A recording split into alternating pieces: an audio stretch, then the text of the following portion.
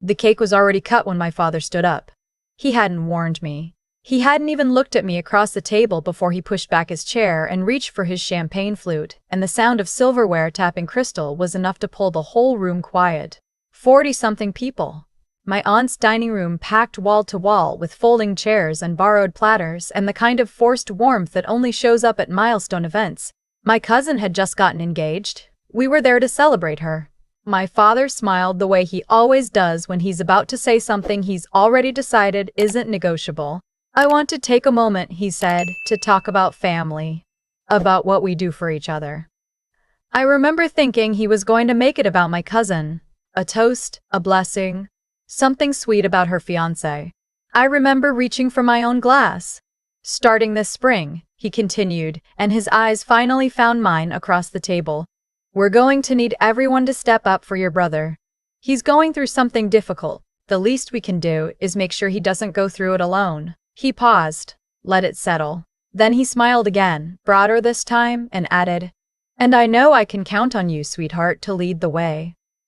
40 people looked at me. My brother sat 3 chairs to my father's left, eyes on his plate.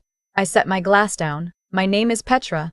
I'm 32 years old and I've spent most of my adult life being described as the responsible one, the steady one, the one you can always count on." My parents used those words like compliments. It took me a long time to understand they were also instructions. My brother is 28. His name doesn't matter as much as the pattern does, but I'll say this, he is not a bad person. He is a person who has never once been allowed to experience the full weight of his own choices. And somewhere along the way, our parents decided that was my job to prevent. I became the buffer between him and reality. I did it because I loved him. I did it because every time I tried to stop, my mother would call and her voice would drop into that particular register. Soft, trembling, practiced, and she would say, "He's struggling, Petra. You know how he struggles." I do know. I've known since he was 19 and dropped out of his first college. I've known through the second attempt, through the business that lasted 4 months, through the apartment he couldn't afford, through the DUI that cost more than I want to say out loud, through the girlfriend situation that required a mediator and a security deposit I never saw again. I've known and I've paid and I've told myself it was temporary. It was always going to be temporary. The problem with temporary is that it becomes the baseline, and the baseline became the expectation. And somewhere between his 24th and 27th birthday, my help stopped being something anyone thanked me for and started being something everyone just assumed. At my cousin's engagement party, my father announced it like a business decision. I didn't make a scene. That surprised people later. They expected the scene. Instead, I smiled. I picked up my glass. I said, "Of course, Dad." Because there were 40 people watching and because I had learned, very early, that the argument never happens in the room. It happens in the car on the way home, or at 2 in the morning when you're lying in the dark adding up numbers, or 6 days later when the first request comes in and you understand, finally, clearly, what the announcement actually meant. The first request came in 4 days later. My mother called on a Tuesday while I was eating lunch at my desk. She never texts for things like this. Texting creates a record. "I just wanted to check in," she said, which meant she wanted something specific. We talked about the weather. We talked about my aunt's new floors. Then she said, "Your brother is behind on his car payment. Just 1 month, nothing serious. But you know how these things escalate." I knew. I also knew that 1 month had a way of becoming 2 in the telling of it, and 2 had a way of becoming a year of payments with a casual joke attached about family being family. "How much?" I asked. She gave me a number. It was not a small number. I told her I'd think about it. She laughed a little, the way she does when she's deciding how hard to push. "Don't think too long, honey. They charge late fees." That night, I opened a spreadsheet. Not because I'm obsessive, but because I am an accountant and I have always processed emotion through documentation.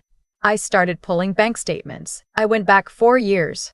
What I found was not a surprise. I had known, broadly, what I'd given. But seeing it in rows and columns, sorted by date and category, made something shift in my chest. Rent gap, March. Security deposit, July. Legal consultation, November. Car insurance, February. Grocery run, April. Temporary loan, August. Amount never repaid. 4 years. 6 figures. I stared at it for a long time. Then I pulled a different file. The one my father had asked me to sign 14 months ago. He'd called it a formality, a cosign on a small personal loan to help my brother get back on his feet. He'd said the payments were set up automatically. He said there was nothing to worry about. I had not read it carefully. I had trusted him. That is the part that still sits the heaviest. Not the money, not the manipulation, but the trust. I had read 2 paragraphs and signed because my father told me it was fine, and I had spent 32 years building my entire sense of safety on the belief that my father would not hurt me on purpose. I read every line that night. The loan was not small. The automatic payments had never been set up. My name was as liable as my brother's, and my brother had missed 4 payments. I closed the laptop. I sat in my kitchen with the lights off, and I understood something I hadn't quite let myself understand before. This was not going to stop on its own. Not because my family was cruel, I don't think they are cruel, exactly, but because it had never stopped before, and stopping things requires friction, and I had spent my entire life making myself frictionless for them. The car payment could wait. I called my mother back on Wednesday morning and told her I couldn't help right now. I kept my voice even. I said I had some financial things I was working through, and I needed to prioritize my own situation. She was quiet for a moment. Then she said, "What does that mean?" I said it means I can't transfer money right now. Another pause. Then, "Petra, your brother is going to lose the car." I said I understood. She hung up. The texts started an hour later. First my mother, then my father, then, and this one I didn't expect, my brother himself, which was notable because he had not called me once in the 4 months since I'd paid his legal bill. His text said, "Why are you doing this to me?" Not a question. A statement. As if my declining to give money was something I was actively inflicting on him rather than simply a thing I was choosing not to do anymore. I didn't respond. 4 days later, my father called and asked me to come to the house on Sunday. He said it was just dinner. My mother made lasagna. I knew when I walked in and saw my aunt and uncle already seated in the living room that it was not just dinner. My grandmother was there too, in her chair by the window. She gave me a look I couldn't read. Sympathy, maybe. Or warning, or both. My father had arranged the room like a conversation but built it like a courtroom. He sat at the center. My brother sat beside him, looking at the floor. My mother hovered near the kitchen doorway with a dish towel in her hands like a prop. "We're here," my father said. "Because we're concerned. As a family." My aunt nodded. My uncle studied the middle distance. My father said that I had recently become withdrawn and difficult to reach, and that my behavior was affecting my brother's stability at a time when he really needed support. He did not mention the loan document. He did not mention 4 years of transfers. He talked about family as if it were a contract I had agreed to and was now violating. My aunt said gently, "We all have to carry each other sometimes, Petra." I looked at her. I thought about asking when it had been my turn to be carried. "I didn't ask." My mother said, "We're not asking for much. Just for you to step up the way you always have." That sentence, "the way you always have," said with warmth, said like a compliment. My brother finally looked up. "I don't know why you're making this such a big deal," he said.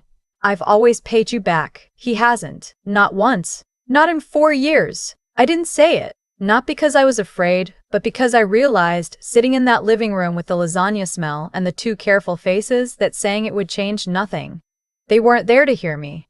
They were there to remind me of what they needed me to be. I said, "I hear you all. I need some time to think." I ate the lasagna. I thanked my grandmother for the hug she gave me at the door. I drove home and did not cry. I don't say that to sound tough. I say it because by then, I had already decided what I was going to do, and decisions, real ones, don't feel like emotion.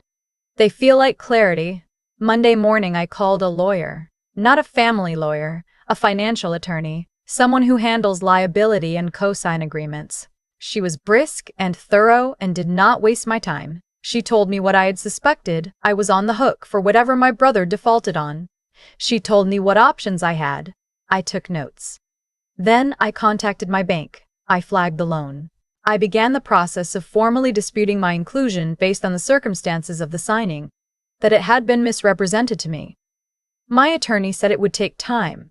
She said outcomes were not guaranteed. She said the most important thing I could do in the meantime was stop adding my name to anything and stop sending money.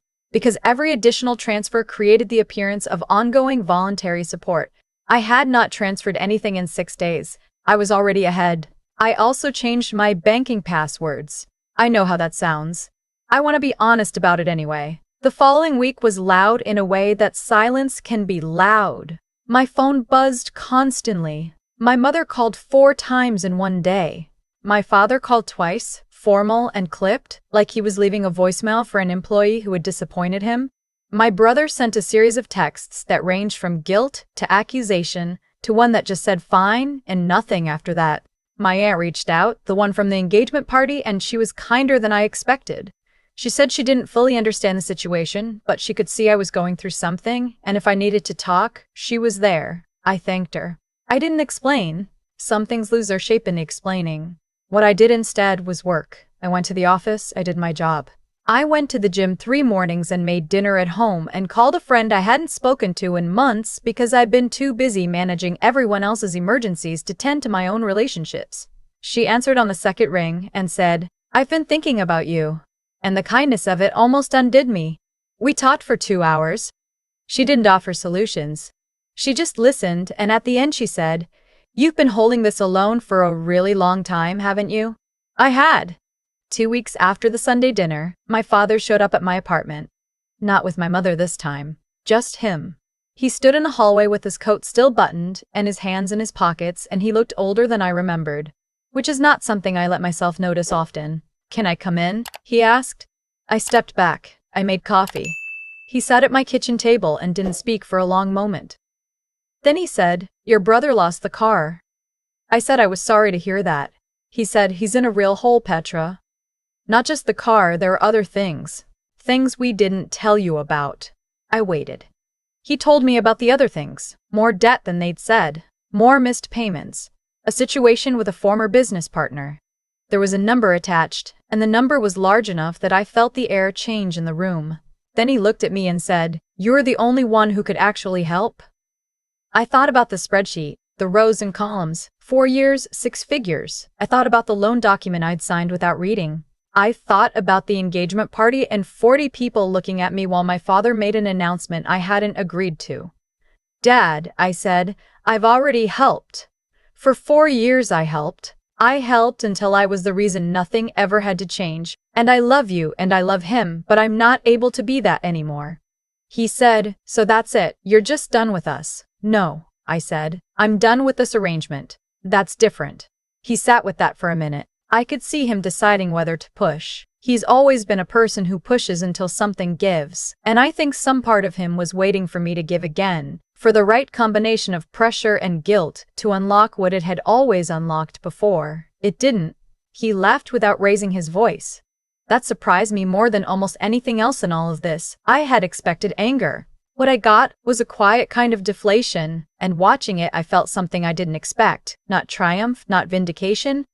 Just a soft, specific sadness for the version of my family we could have been if things had been different from the start. My attorney sent an update 3 weeks later. The loan dispute was in process. No guarantees but progress. I was not being asked to make any payments while the investigation was open. I kept the documentation. I kept everything. My mother and I have spoken twice since then. Brief, surface level, careful. She hasn't mentioned money. Neither have I. We've talked about the weather and about a television show she's watching and once about a recipe she found online. I don't know what version of this becomes normal. I don't know if normal is even the right word for what I'm hoping for. What I'm hoping for is honest. Something that doesn't cost me more than it gives. Something where love doesn't come wrapped in a balance sheet. My brother, I haven't heard from directly. I know he's staying with a friend. I know he's had to deal, finally, with some of the things that were always going to come due. They just never did because I was always there to intercept them. I don't know what that process looks like for him. I hope it leads somewhere real. What I know is this. The most disorienting thing about all of it wasn't the confrontations.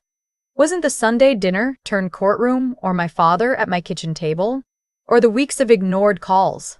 The most disorienting thing was how quiet my life became once I stopped absorbing everyone else's noise. Quiet like I hadn't felt since before I had a salary. I work the same hours. I live in the same apartment. I drink coffee from the same mug. but something in the air pressure has shifted, something fundamental, and I keep noticing it in small places, in the absence of that low-grade dread I used to carry to bed every Sunday night.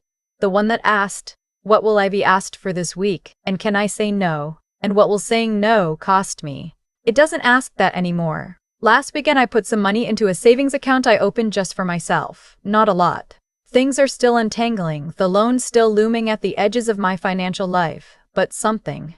A number I chose deliberately, that I put away deliberately for no reason except that it was mine to keep. I stood at the kitchen window with my coffee and I looked at the street below. Sunday morning, people walking dogs, someone running, a couple arguing quietly over which way to go. Normal life, ordinary and unheroic, and mine. I thought about my father's toast. The engagement party and the champagne and the 40 faces turning toward me like I was a solution being announced. I thought about how I'd smiled and said of course and driven home holding everything tightly because that is what I had always done. I wasn't angry about it. Not anymore. I was something cleaner than angry. I was someone who finally understood that love is not a ledger, that the people who truly love you do not present you with a bill in front of an audience. That being generous, genuinely, freely generous, requires that no one is keeping count, and what I had been doing for 4 years wasn't generosity. It was ransom, and I'd been paying it in installments since before I understood what I was losing. I raised my coffee cup to the window. Not a toast, not exactly, just a small, private acknowledgement of something that had shifted and wouldn't shift back. The street was quiet, the morning was cold, I was warm and still, and finally, only responsible for myself. That was enough. That was enough. That was everything. I used to think the hardest part of all this was the money. It wasn't. The money was just the surface of it.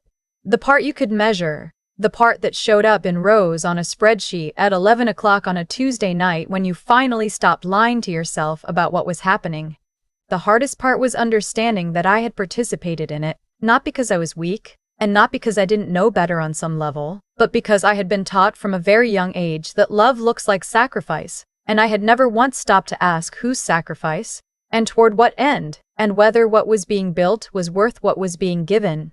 My brother didn't ruin his own life because he was a bad person. He didn't stabilize because he never had to. Every time reality came close enough to touch him, someone moved it back. And that someone, more often than not, was me. I told myself I was protecting him. What I was actually doing was protecting the family from having to reckon with what they had built. My help was never really about him. It was about keeping the story intact. The story where we were a close family, a supportive family, the kind that showed up for each other. The story required my money and my silence and my willingness to absorb consequences that weren't mine. I provided all three, reliably, for 4 years because I believed that was what good people do. What I know now is that goodness without discernment isn't virtue. It's just availability. And the people who needed me to be available weren't asking me to be good. They were asking me to be convenient. There's a version of this story where I walked into that engagement party and said something sharp and public and final, and everyone remembers it, and the scene plays out like a movie. That's not what happened. What happened was quieter and slower and more interior than that. I smiled. I said, of course. I drove home. I sat with what I knew. And then, over the following weeks, I made a series of small, deliberate choices. A phone call to a lawyer, a conversation with my bank, a boundary held once and then held again. And those choices compounded into something I didn't have a word for at the time but understand now as integrity. Integrity isn't a dramatic gesture. It's what happens when your actions finally catch up to what you already know to be true. I knew, somewhere, for a long time. I just kept choosing the easier version of the moment. Until I didn't. My father is a smart man who made a choice, repeatedly, to let one child bear the cost of another's instability. My mother is a loving woman who used that love as leverage. They are not villains, but the thing about patterns is that they continue until someone refuses to continue them. And that refusal has a cost, and the person who pays it is always the one who finally decides. The pattern is more expensive than the exit. I paid the exit cost. It was real. I won't pretend it wasn't. But what I found on the other side of it was something I hadn't had in so long I'd forgotten it was possible. A life that was entirely mine to manage. No Sunday dread. No incoming calls. I answered with my stomach already tight. No quiet arithmetic running in the background of every financial decision I made for myself, calculating what was left after everyone else was handled. Just my own life. Ordinary and unheroic and completely, finally mine. That's not a small thing. That is, I've come to understand the whole thing.